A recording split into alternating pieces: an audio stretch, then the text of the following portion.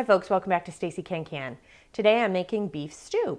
So the ingredients that you're going to need are 4 to 5 pounds of beef stew meat. You're going to have those chopped up into cubes.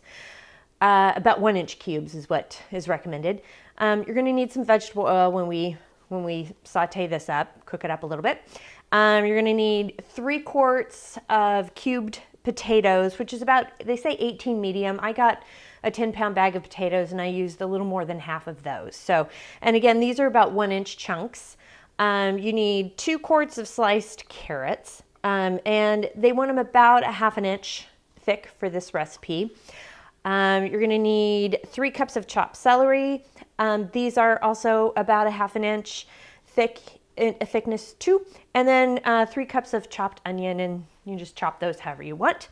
We're going to need 1.5 teaspoons of salt, a teaspoon of thyme, and about 1/2 teaspoon of pepper. You can add some more spices if you'd like to this. That's not that big of a deal. I often though just kind of follow the recipe as is, and then when I heat it up, I'll kind of dress it up with whatever additional spices and such that I want. So just keep that in mind for pressure canning and preservation purposes. Staying close to the tested recipe is a good idea. But you know, because you can, when you open it up and heat it up, you can add what you want for that. So we're going to be doing a 1-inch headspace today. So I'm using my 1-inch headspace funnel. You're going to need a ladle. We are bubbling, headspace tool, and a jar lifter.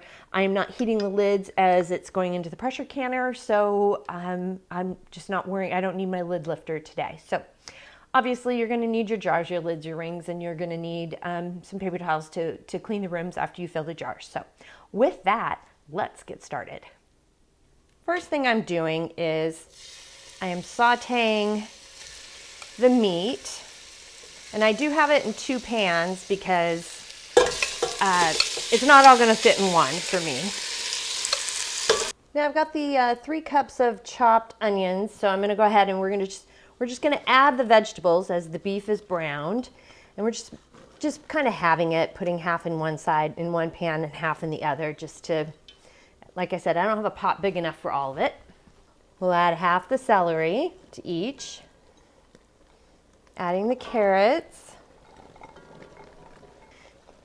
and now the potatoes.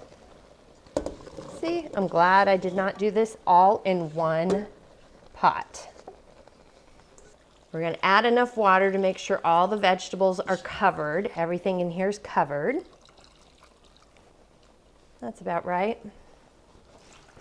We're also adding a teaspoon of salt. I'm using 1/2 teaspoon for each. Half a teaspoon of thyme. And about 1/2 teaspoon of pepper. I'm just doing a couple of spins around the pot. Added all of the vegetables here, and we're going to bring this mixture to a boil and then fill the jars. I have been heating the jars up in the canner, so I'm removing these now, and I had a little bit of water in each jar just to kind of keep it heated, so you're not putting a hot item into a cold jar and then sticking it into the canner. It would shock it and crack the jar. Filling the jars now with up to a 1-inch headspace. Make sure to bubble. And as you bubble, you'll notice that the food items, they kind of settle down into the jar, and you get a better measurement from that. Did a quick measure, 1-inch headspace, looking good. Clean the rim with some vinegar and water here. Grab your lid and a ring to a finger tightening, like so. The jar's hot, so be careful. And gently place it into the canner. And repeat.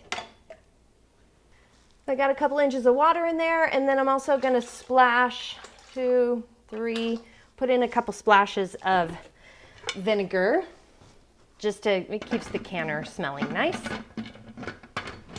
Now that I have the lid on, I've got the heat up on high, and once the steam starts coming out of the vent pipe here, a steady stream of steam, we'll set the timer for 10 minutes.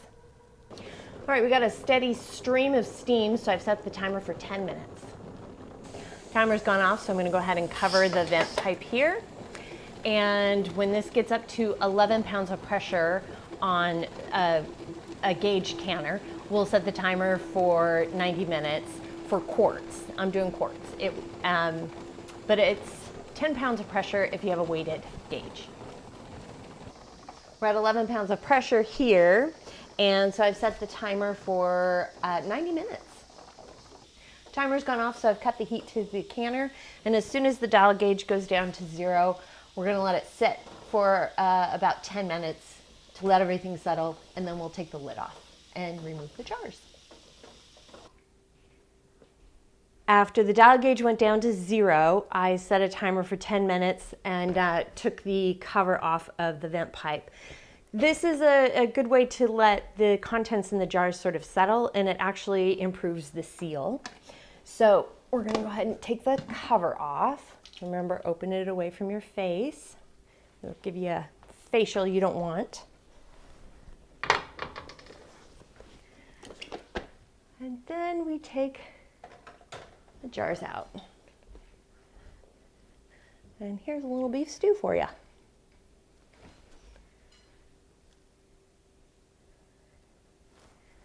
So I do have the jars spaced about an inch apart. This is a pretty draft-free area for me as well. If you'll notice, I will show you, these are still boiling. Even though they've sat in the canner for 10 minutes after the timer went off, they are still boiling. So be cautious. These are going to be hot for a good, actually a good 12 to 24 hours in some cases. So be careful. Even though they are out of the jar, glass is a great conductor of heat, and they are going to be hot potatoes, so don't touch them.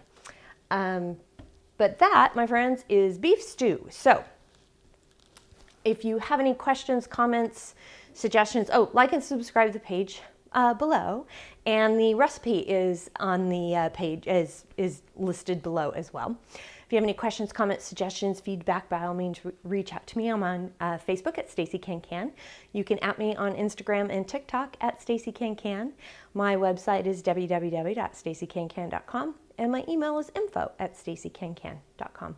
Thanks again for joining me today, and until next time, happy canning.